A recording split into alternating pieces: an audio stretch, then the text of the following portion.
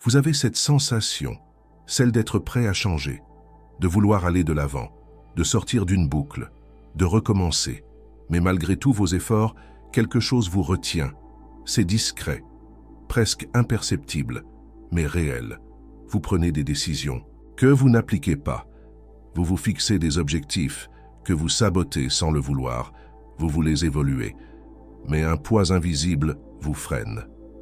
Carl Jung avait pressenti ce paradoxe. Il disait que la volonté consciente ne suffit pas, toujours à produire le mouvement, parce que derrière chaque élan, il y a parfois une attache plus ancienne, plus profonde, qui agit sans que vous le sachiez. Ce n'est pas un manque de courage, ni un défaut de discipline. C'est souvent une forme de loyauté invisible, un lien silencieux à quelque chose ou à quelqu'un, qui vous empêche inconsciemment de changer. Peut-être que vous portez un héritage familial, une douleur transmise sans mots, un serment intérieur que vous ne vous souvenez pas avoir prononcé, mais qui influence vos choix, votre énergie, vos peurs. Ce type de loyauté n'est pas visible. Elle n'a pas de nom. Elle ne crie pas, mais elle agit. Vous vous dites, pourquoi est-ce que je tourne en rond? Pourquoi est-ce que je me perds toujours au même endroit? Pourquoi est-ce que je m'empêche de réussir, d'aimer, de vivre plus grand? Et la réponse n'est peut-être pas dans ce que vous faites, mais dans ce que vous portez, ce que vous avez intégré sans le savoir et que vous honorez en silence, au prix de votre propre expansion. Jung appelait cela les forces souterraines de l'inconscient. Elles ne vous veulent pas du mal, elles cherchent à protéger, à perpétuer une appartenance, à préserver une mémoire, mais parfois cette fidélité vous coûte votre propre destin. Quand vous sentez que quelque chose vous freine, votre premier réflexe est peut-être de vous remettre en question. Vous vous demandez si vous êtes assez motivé, assez discipliné, assez fort. Mais Carl Jung invitait à un autre regard, un regard plus profond, plus nuancé. Il disait que derrière chaque blocage visible se cache souvent une structure invisible, et cette structure n'est pas toujours personnelle, elle peut venir de plus loin que vous. Il parlait de l'inconscient familial. De ces transmissions, silencieuses qui s'impriment en nous bien avant que nous puissions choisir. Des loyautés que nous portons sans en avoir conscience, comme des dettes émotionnelles que l'on s'impose par amour, par peur, ou simplement par habitude. Vous voulez peut-être réussir dans un domaine que personne n'a osé explorer avant vous, et pourtant, une partie de vous résiste, parce que réussir pourrait signifier trahir. Trahir un parent resté dans l'échec. Trahir une lignée marquée par la douleur. Trahir une appartenance tissée dans le manque. Ou bien vous cherchez l'amour, mais vous vous heurtez toujours au même scénario. Inconsciemment, vous reproduisez une dynamique que vous avez connue dans l'enfance, ou que vos parents ont vécu avant vous. Pas par faiblesse, mais par fidélité. Jung expliquait que l'inconscient agit comme une force de cohérence interne. Il cherche à préserver ce qu'il connaît, même si cela vous limite, même si cela vous fait souffrir. Ce que vous appelez auto-sabotage est parfois un acte d'amour inconscient, une manière de rester fidèle à une douleur ancienne, de ne pas laisser derrière ceux que vous avez aimés ou ceux que vous portez encore en vous. Et tant que cette fidélité n'est pas mise en lumière, elle dirige votre vie, elle choisit à votre place, elle vous attache à des schémas qui ne sont plus les vôtres, mais que vous continuez à vivre comme s'ils l'étaient. On pense souvent que l'amour, c'est vouloir le bien de l'autre, mais dans les profondeurs de la psyché, l'amour peut prendre des formes plus discrètes, plus complexes. Parfois, aimer signifie rester, ne pas dépasser, ne pas changer. Carl Jung avait observé que certaines fidélités ne sont pas choisies, elles sont absorbées, inhalées dès l'enfance, comme un parfum que l'on porte sans s'en rendre compte, une empreinte affective plus forte que la volonté. Un enfant qui voit sa mère souffrir peut faire un pacte intérieur. Moi aussi, je souffrirai. Je ne serai pas plus heureux qu'elle. Je resterai près d'elle, même si cela me coûte ma liberté. Un adolescent qui voit son père échouer peut intégrer « Je ne dépasserai jamais ce qu'il a été. Je ne réussirai pas trop pour ne pas le trahir. Je ferai semblant de ne pas savoir pour ne pas le mettre mal à l'aise. Ces décisions ne sont jamais conscientes. Elles ne passent pas par les mots. Elles s'inscrivent dans le corps, dans le cœur, dans les gestes. Et elles guident votre vie pendant des années, sans que vous sachiez pourquoi. Vous croyez manquer de motivation alors que vous êtes loyal. Vous vous sentez bloqué alors que vous êtes attaché à une douleur que vous ne voulez pas abandonner. Pas par faiblesse, mais par amour. Jung disait que l'âme est pleine de serments invisibles, de promesses faites dans la peur ou dans l'amour, et qui continuent de vous habiter. Ce n'est pas votre volonté qui est en cause, c'est votre loyauté. Et tant que cette loyauté reste inconsciente, elle agit comme une corde douce mais ferme. Elle vous maintient dans un territoire connu, familier, même s'il est douloureux. Briser cette fidélité ne veut pas dire trahir. Cela signifie reconnaître qu'on peut aimer sans se sacrifier, qu'on peut honorer ceux qui nous ont précédés, en vivant pleinement ce qu'ils n'ont pas pu vivre, en allant là où ils n'ont jamais osé aller. C'est cela la vraie libération. Pas fuir, mais transformer, pour que l'amour devienne un élan, et non une chaîne. Vous voulez changer. Vous sentez l'appel d'une autre vie. Quelque chose en vous aspire à plus grand, plus aligné, plus libre, mais chaque pas dans cette direction est lourd, comme si avancer, c'était s'éloigner de quelque chose de sacré. Carl Jung disait que toute transformation véritable passe par une séparation intérieure, un moment où l'on doit se détacher de certaines identités, de certains attachements, de certaines versions de soi-même. Mais cette séparation n'est pas froide, elle est douloureuse, parce qu'elle touche à l'appartenance, au sentiment d'être relié, reconnu, aimé. Si vous avez grandi dans une famille où la souffrance était la norme, être heureux peut provoquer de la culpabilité. Si vos ancêtres ont vécu dans la peur, vivre avec audace peut sembler comme une trahison. Si on vous a transmis l'idée que la vie est dure, alors être en paix vous met face à un dilemme invisible. Vous ne voulez pas vous détacher. Vous voulez emmener tout le monde avec vous. Mais cela n'est pas toujours possible, parce que certains liens ne vous accompagnent que jusqu'à une certaine limite. Et franchir cette limite, c'est entrer dans un espace nouveau où vous êtes seul face à vos choix, seul face à votre vérité. Jung appelait cela un seuil initiatique, un moment où l'individu doit choisir, rester fidèle à son passé ou devenir fidèle à son âme. Ce choix n'est jamais simple, il provoque des tensions intérieures, il réveille la peur du rejet, de la solitude, de l'abandon. Mais il est nécessaire, parce que tant que vous restez prisonnier de ces loyautés, invisibles, vous ne marchez pas vers vous. Vous marchez autour de vous, sans jamais entrer vraiment dans ce que vous êtes. Et parfois, ce n'est pas une personne que vous devez quitter. C'est une image, une idée, une version de vous-même construite pour plaire, pour protéger, pour survivre. Avancer, dans ces cas-là, devient un acte symbolique, un geste de maturité intérieure, un souffle de vérité qui dit enfin « je m'autorise, je me choisis », même si cela me coûte un attachement, même si cela fait trembler ce que je croyais être moi. Vous vous croyez libre, vous pensez faire vos propres choix, mais en vous il y a des mémoires, des poids subtils, des émotions anciennes, qui ne vous appartiennent pas entièrement. Carl Jung disait que l'inconscient ne se limite pas à votre histoire personnelle. Il contient aussi des couches plus vastes, des traces collectives et surtout des héritages familiaux que vous portez comme une seconde peau, ce que vous ressentez parfois, ce que vous évitez sans comprendre pourquoi, ce que vous répétez malgré vous, ce ne sont pas toujours des réactions individuelles. Ce sont des fragments de récits plus anciens, inscrits dans votre lignée.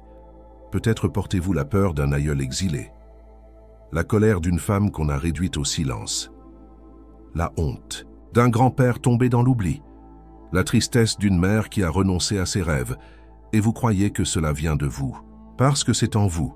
Mais en vérité, cela vous traverse. Jung ne voyait pas l'individu comme une île, il le voyait comme un nœud de lien, de transmission, de fidélité. Et tant que ces mémoires restent inconscientes, elles dictent vos pas, elles vous éloignent de ce que vous êtes vraiment. Elles vous attachent à des douleurs qui ne sont même pas les vôtres. Vous croyez manquer de confiance. Alors que vous portez le doute d'un ancêtre, vous croyez être incapable d'aimer. Alors que vous rejouez la peur d'un amour perdu par d'autres, vous croyez ne pas mériter. Alors que vous portez la culpabilité de générations qui ont souffert en silence. Mais la vérité, c'est que vous avez le droit de déposer ce fardeau, de rendre ce qui ne vous appartient pas, de choisir ce que vous voulez continuer à porter et ce que vous êtes prêt à libérer. C'est un acte de conscience, un acte de rupture intérieure, mais aussi un acte de paix. Parce que quand vous arrêtez de rejouer le passé, vous ouvrez la porte à une vie qui commence vraiment. Vous avez beau décider, faire des plans, vous organiser. Quelque chose en vous résiste, une partie de vous freine le mouvement, sans explication logique. Carl Jung savait que l'inconscient n'est pas un ennemi. Ce n'est pas une force obscure qui cherche à vous saboter. C'est une mémoire vivante programmée pour vous protéger, selon ce qu'elle croit encore vrai. Et c'est là que naît le conflit. Parce que votre conscience évolue, mais l'inconscient, lui, reste fidèle à ses anciennes cartes. Il croit encore que changer, c'est dangereux. Il se souvient de douleurs non digérées, de chocs non exprimés, de pertes anciennes restées ouvertes. Alors il crée des freins, des peurs vagues, des sabotages subtils, des retours cycliques à des états de blocage. Ce n'est pas une punition, c'est un langage. Votre inconscient vous retient parfois parce qu'il pense vous sauver. Il pense que rester dans la souffrance connue est plus sûr que d'oser l'inconnu. Il vous empêche de réussir parce qu'il associe réussite à rejet, ou solitude ou perte d'amour. Il vous empêche d'aimer librement parce qu'il associe l'amour à l'abandon, ou à la trahison, ou à la perte de soi. Il vous empêche de vous exprimer parce qu'il associe la parole au danger, au rejet, à la violence. Et tant que ces associations restent dans l'ombre, elles pilotent vos choix. Elles vous éloignent de ce que vous désirez le plus, tout en vous convainquant que vous n'y arriverez jamais. Jung disait que ce qui ne remonte pas à la conscience revient sous forme de destin. Autrement dit, ce que vous refusez de voir en vous revient, sous forme d'événements répétitifs, de sensations de blocage, de scénarios qui se rejouent. Ce n'est pas le monde qui s'acharne contre vous. C'est votre inconscient qui vous appelle, non pas pour vous punir, mais pour vous faire entendre quelque chose que vous n'avez pas encore écouté et qui, une fois reconnu, peut enfin se transformer. À un moment, vous sentez que vous êtes à un carrefour.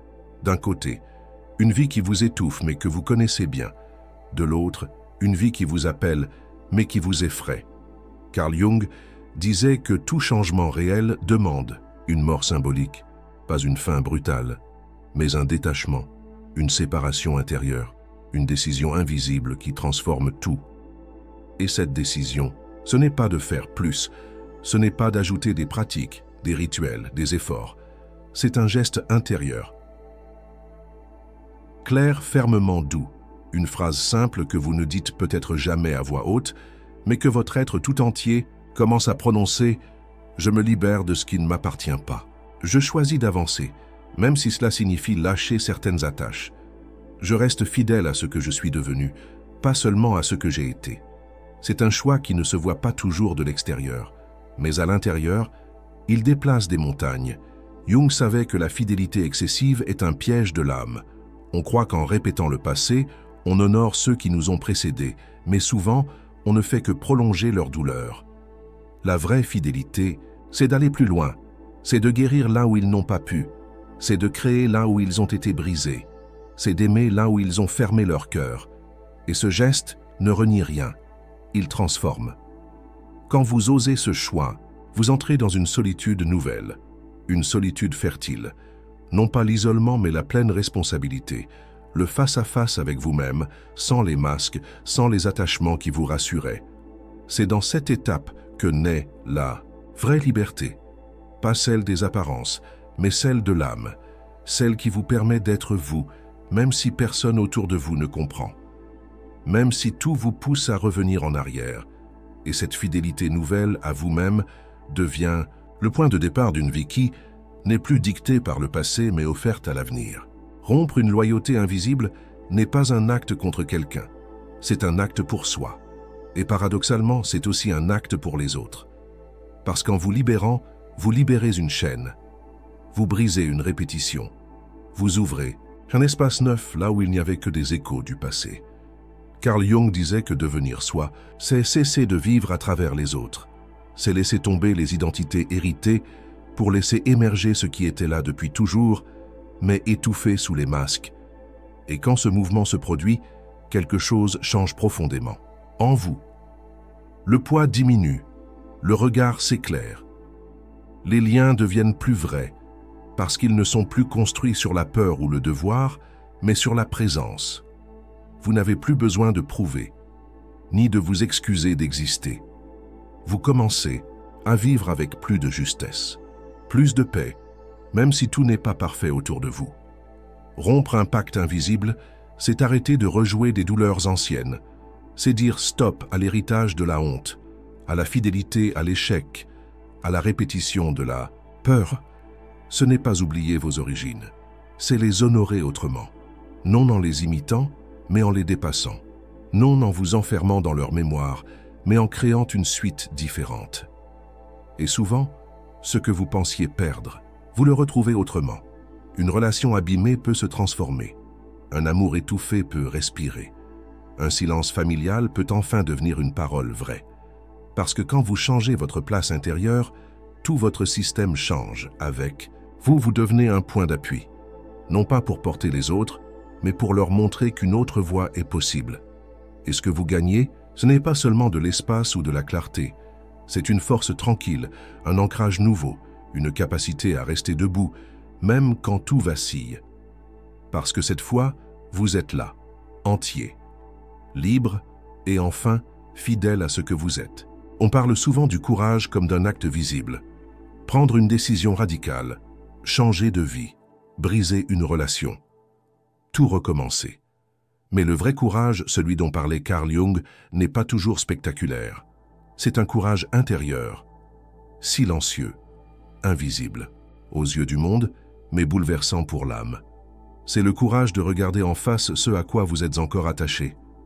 Non pas par choix, mais par blessure, par peur, par amour mal compris. C'est le courage de dire « j'ai été fidèle » à une douleur, à une limite, à une mémoire. Mais cela ne me définit plus. C'est le courage d'oser la rupture intérieure, pas contre quelqu'un, mais pour vous, pour cesser de tourner autour de la même blessure, pour arrêter de répéter les mêmes scénarios, pour cesser de transmettre à ceux qui viennent après vous ce que vous avez vous-même reçu sans le vouloir. Parce que tant que vous ne guérissez pas, vous prolongez. Tant que vous ne regardez pas ce lien, vous l'alimentez. Même si vous vous en plaignez, même si vous le combattez. Et guérir ne signifie pas oublier, ni pardonner trop vite. Guérir, c'est voir, c'est comprendre, c'est accueillir ce qui était là et décider de ne plus en être prisonnier. Jung disait que l'ombre ne disparaît pas par la lutte, mais par la lumière de la conscience. Et mettre de la lumière sur vos fidélités inconscientes, vos pactes silencieux, vos chaînes affectives, c'est un acte d'une puissance rare. Cela ne se fait pas en un jour. Parfois, cela demande des allers-retours, des hésitations, des larmes, du silence. Mais à mesure que vous avancez, vous sentez un espace s'ouvrir, une sensation nouvelle, celle de respirer plus largement, de marcher avec moins de poids, de vous sentir enfin en vie et en paix avec ce qui vous habitait autrefois. C'est cela le vrai courage. Non pas fuir, mais rester, regarder et choisir autrement. Il arrive un moment dans le parcours intérieur où vous sentez que vous ne pouvez plus reculer. Ce n'est pas une urgence extérieure, c'est une voix calme, profonde qui dit « c'est le moment ». Ce que vous avez porté si longtemps, cette loyauté muette, cette fidélité à la douleur, à l'histoire, à ce qui vous dépasse, vous êtes prêt à le déposer, non par révolte, mais par amour, un amour plus vaste, celui qui n'enferme plus, celui qui bénit sans retenir, celui qui vous permet d'être entier, sans devoir rester petit. Carl Jung disait que l'âme ne demande pas la perfection, elle demande l'authenticité. Et être authentique, c'est parfois accepter d'être mal compris, c'est se libérer de l'attente de l'autre, c'est sortir des rôles pour entrer dans la présence. Quand vous brisez une loyauté invisible, vous n'effacez pas le passé, vous le libérez. Vous permettez à ce qui était figé de circuler. Vous autorisez l'histoire à continuer autrement. Vous devenez un point de passage, une frontière douce entre ce qui fut, ce qui peut être. Et votre vie, lentement, change de vibration. Vous vous sentez moins coupable de réussir, moins honteux d'être heureux, moins retenu par les ombres d'autrefois. Vous pouvez aimer sans devoir sauver. Vous pouvez réussir sans avoir à vous excuser. Vous pouvez exister sans devoir plaire à tout prix. Et ce que vous offrez alors au monde, ce n'est pas une victoire extérieure. C'est un silence neuf, une présence apaisée, une énergie claire qui dit « Je suis là, enfin libre de ce que j'ai porté et prêt à marcher vers ce que je suis vraiment ». Libérer sa destinée, ce n'est pas changer de vie, c'est changer de posture intérieure. C'est passer du rôle au réel, de la peur à la paix, de la répétition à la création. Et c'est peut-être là le sens le plus profond de toute guérison, non pas devenir quelqu'un d'autre, mais cesser d'être celui qu'on n'a jamais choisi d'être. Et vous, qu'est-ce que vous êtes prêt à déposer aujourd'hui? Quel lien mérite d'être honoré autrement pour que vous puissiez, enfin, avancer? Merci d'avoir écouté. Merci de marcher avec courage vers votre propre lumière. Le monde a besoin de ce que vous êtes, débarrassé de ce qui vous liait. Et ce chemin, même silencieux, fait toute la différence.